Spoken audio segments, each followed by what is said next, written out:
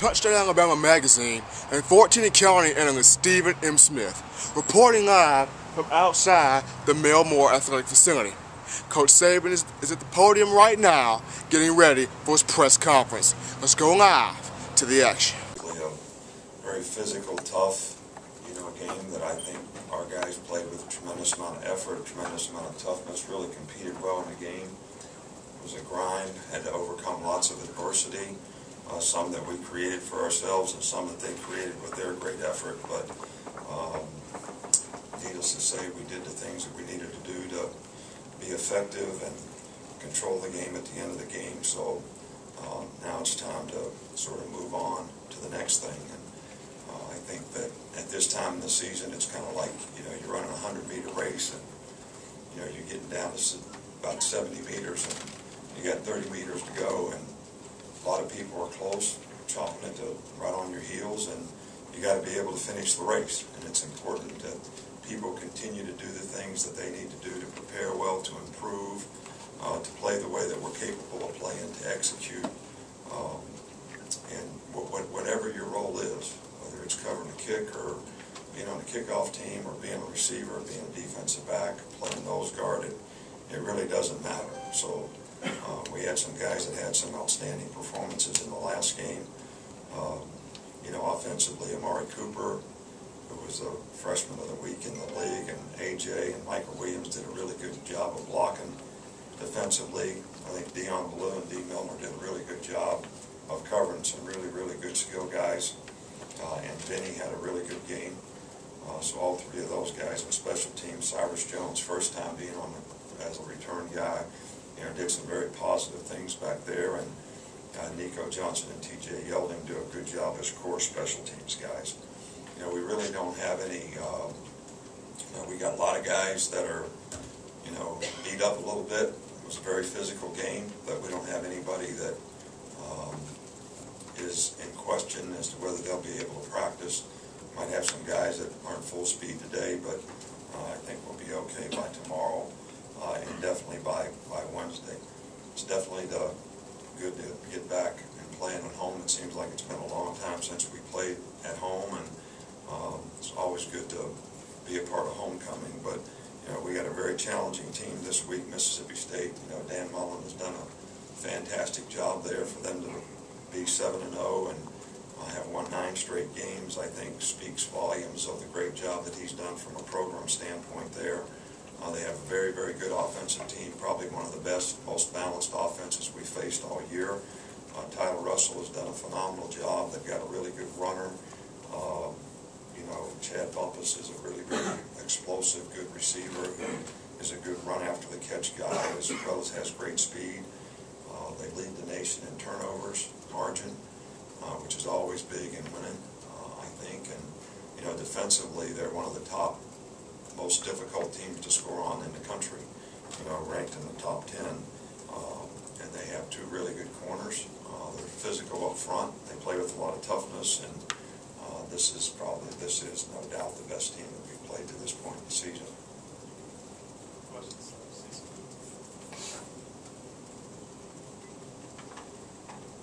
Coach, could you, there's been a lot of talk over the last couple of weeks about AJ, who had his first 300-yard passing game against Tennessee. Could you just sort of talk about how you feel like he's progressed over the season?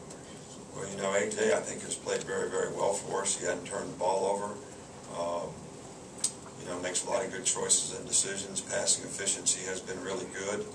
I think, AJ has been a really good leader for us, affected, the other players on the team. And the last couple of weeks, I think we've really, come together a little better offensively in terms of consistency and balance. There's still a lot of things that we need to improve on. I've talked about it before. If you pass the ball, you got to protect. Route runners got to get open and catch the ball when they get open. The quarterback's got to throw it at the right place and at the right time. And he's been able to process information and get the ball where he's supposed to, for the most part, pretty efficiently and effectively. Mississippi State's built their program on the junior college players from Mississippi, and you have as well, with a few players over the past few years. What is it about that system that makes these players ready for the SEC? Well, we've had a guy or two, each year that's helped us, and I think that, first of all, you're getting a guy that's a little more mature, has played a little better level of competition, especially if you can get them to come to mid-year and they have a better chance to learn your system. And I think where you have a need, the most important thing about recruiting junior college guys to me is they want to go someplace where they can play. And if you have a need for them at that particular position, then it's good for them and it's good for you. And I think it can really, sort of complement the players that you have on your team.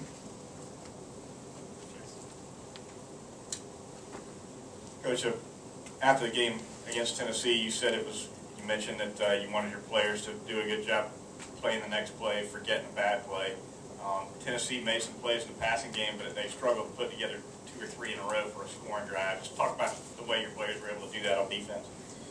Well, I think that, it's important that when you play against, good teams, period, whether they're really good offensive teams and have explosive players or, playing a really good defensive team who has a great pass rusher or whatever, their guys are going to make some plays. And, some of those things that Tennessee made plays on, we could have certainly executed a lot better, and are things that we need to correct and fix. But at the same time, I think when you're playing on the road and when you're competing against teams like Tennessee or like Mississippi State this week, you got to be able to play the next play. You got to forget about it and play the next play, and try not to start to reel in terms of letting the momentum of the game get away from you in terms of your ability to execute. And I thought we did that, fairly well in the game. I think we gave up 4 big play passes and, did a pretty good job each time of trying to bounce back and play the next play. Coach, I got 2 questions. First of all, just your ability to start games, your team, do you practice that? How do you explain the great starts from a half perspective? Well, at times we started, really well in games. At times we've gone 3 and out on offense, and in the Michigan game, for example, and, then came back and, played extremely well. Defensively, last year, the first series of the game was usually the worst for us. This year we've, gotten off to a pretty good start, defensively. So I don't know if there's any rhyme or reason for it. We definitely try to prepare our players for what they're expected to see. I think one of the things last year that contributed to it was we always saw something different. There was something that we hadn't practiced against. This year we hadn't seen as much of that kind of stuff, so I think the players are a little more comfortable, starting the game relative to what they practiced, and that may have something to do with it. Which goes to the next question. Your team seems to absorb what you're trying to tell them about winning upsets or game planning or whatever. Is this team special in that regard, do you think, listening to you and absorbing it and doing what you want them to do? I don't know. Sometimes I don't know if anybody's listening. But, I know nobody listens to me at home. But, here every now and then I get somebody to listen to me. This team has been pretty good from the standpoint of, we have a lot of good guys on this team. There are a lot of high character, high quality people who, want to do the right thing, and they're motivated to do the right thing, and I think that they're always sort of listening and learning on, how to try to do that, and they've responded, pretty much all year long the way we'd like for them to respond, and I think they've matured a little bit in that regard and learned from some circumstances where, maybe we didn't get it right the first time and something happened, and it was a really learning opportunity for them, and they've always responded the right way.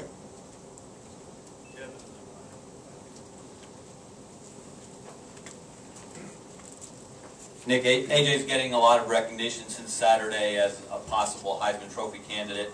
He doesn't seem like the kind of guy who'd be affected by that kind of hype. Does that concern you at all? And does it help?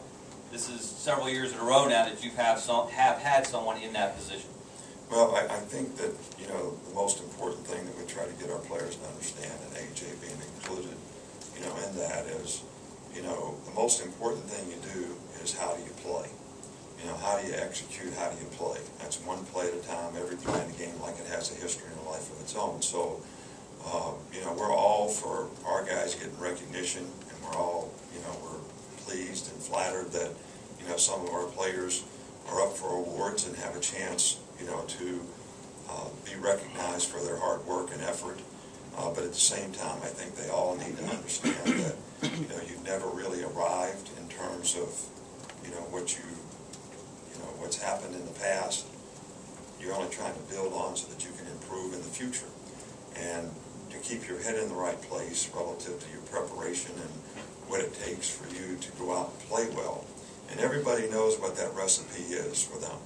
You know, I mean, it's just like, you know, your mother makes a good cake as long as she uses the same ingredients. I love that carrot cake, but if she changes the ingredients, the cake won't taste the same. So, same thing with players. And I think that's important regardless of what external factors are out there. You need to focus on what you need to do to play well in the game, and that's what we've tried to emphasize to all of our players, that don't get affected by what other people are saying, because the most important thing is continue to play well. You know, same thing with guys that are, you know, can be high draft picks or whatever. You know, at the end of the day, the most important thing is, how did I play? So what do you need to do that? Coach, we had another weekend where we had scores of 60-something to 50-something around the country, but not here, and not in the games that you play. When people ask you what is it that Alabama's doing on defense that 100 and some odd teams can't seem to figure it out, what's your simple answer to that? Well, you know, the simple answer is we have pretty good players that play well together and execute the scheme, and everybody does their job, and that gives you the best opportunity to be successful. So I don't know what else to say besides that. I can't really speak for everybody else. I don't get to see a lot of other games. I don't really know what's happening. I don't know what people's personnel are. I don't know what they're trying to do. I really don't know what they're having to defend and play against.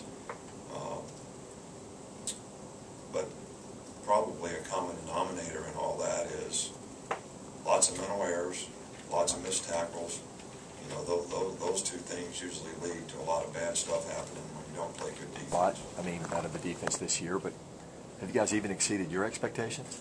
I don't think we have.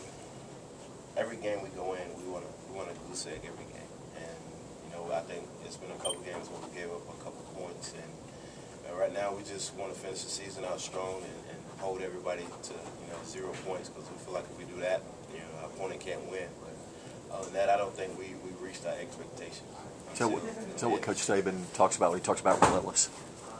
Relentless? Yeah, that's one thing. Just play relentless. Having fun. Accepting failure if you make mistakes, being able to bounce back from adversity, and just keep moving forward no matter what happens. How would you compare this year's defense to last year? Some of the similarities, differences? What comes to the top of your head?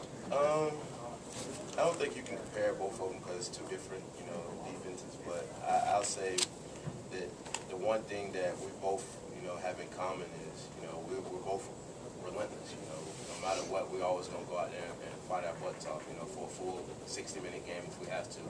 And that's probably the only thing I can say. We're both relentless. Are you guys excited to be entering this portion of your schedule? 3 consecutive ranked opponents, Miss.St. State's coming in here undefeated, just like you guys. Yeah, we're always up for a challenge. Coach preached to us all week. When we're up for a challenge, we like to take the bull by the horns and go forward. But we're excited about this game. I mean, it's a home game as usual. But Miss.St. State, they're doing pretty good this year, and it's the next game. So I mean, in order for to get to that ultimate goal that we want, we gotta keep pushing forward and just ready to roll. Have you had a chance? I know you haven't watched film on yet, but have you had a chance to see your quarterback Kyle Russell or see him play on TV at all? I haven't. We've been so busy watching film on other opponents or with school or whatever, so I haven't had really time to watch any film on them, watch them on TV, but today will probably be the first time I watch film on them. Like I said before, I think they're a pretty good team this year. I don't think they get the credit that they deserve, so I think we're going to come in with the same mindset we have had week in, week out, and just go out and play a full 60-minute game. Nico, I don't know how many games I've seen between two teams that are 7-0, who are ranked in the top 11, where one team is favored by 24 points. I mean, does that speak to the way you've been able to dominate opponents this year?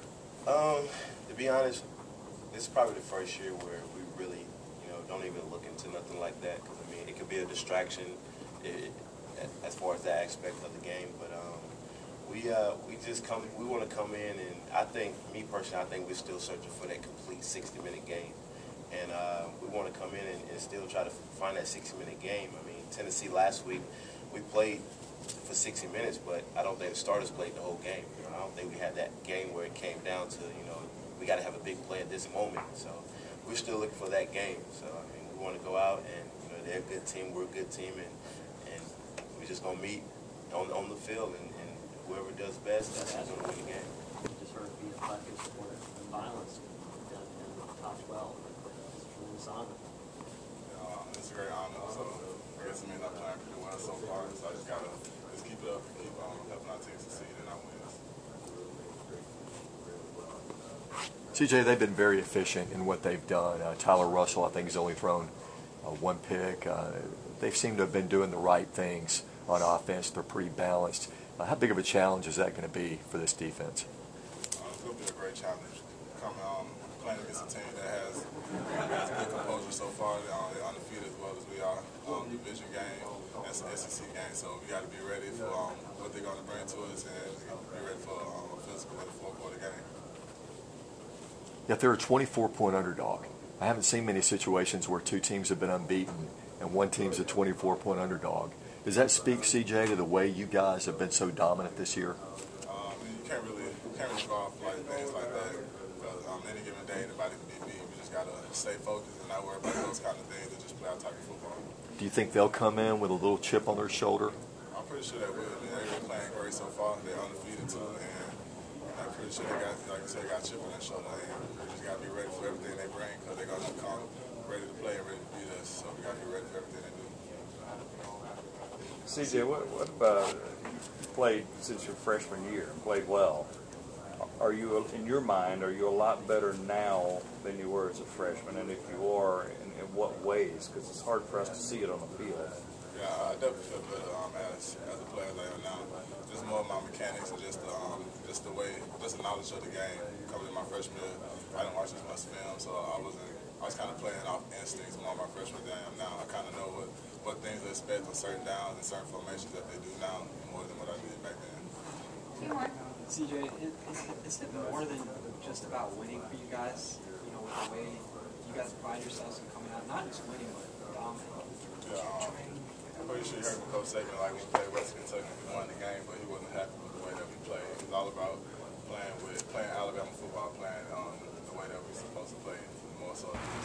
During the press conference, Coach Saban talked to the media about how proud he was of his team and their ability to play through adversity and come up with the necessary plays needed to defeat Tennessee at Neyland Stadium on this past weekend. When A.J. McCarron was brought into the conversation by the media to Coach Saban responded with, "I am proud of the way A.J. has displayed himself as a leader to his teammates. He is not turning the ball over, and he continues to do the little things right to keep us in position to win ball games." The Alabama Crimson Tide is looking forward to playing against Dan Mullen and the Mississippi State Bulldogs here on October 27, 2012 in Bryant-Denny Stadium for two reasons.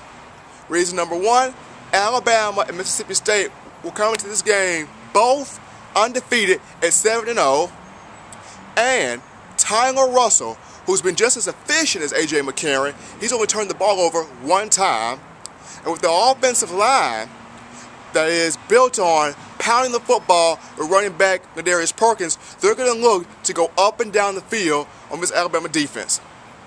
Coach Saban told the media, "The toughest thing for us this week is to not focus on the hype and all the excitement of the game, but to play to our standard and play every down the way we know how to play it. Mississippi State and Alabama will face off right here in Brighton Stadium on October 27, 2012. For all of us here at Touchdown Alabama Magazine, I'm Stephen M. Smith at 14 and Counting, reporting live from outside the Melmore facility.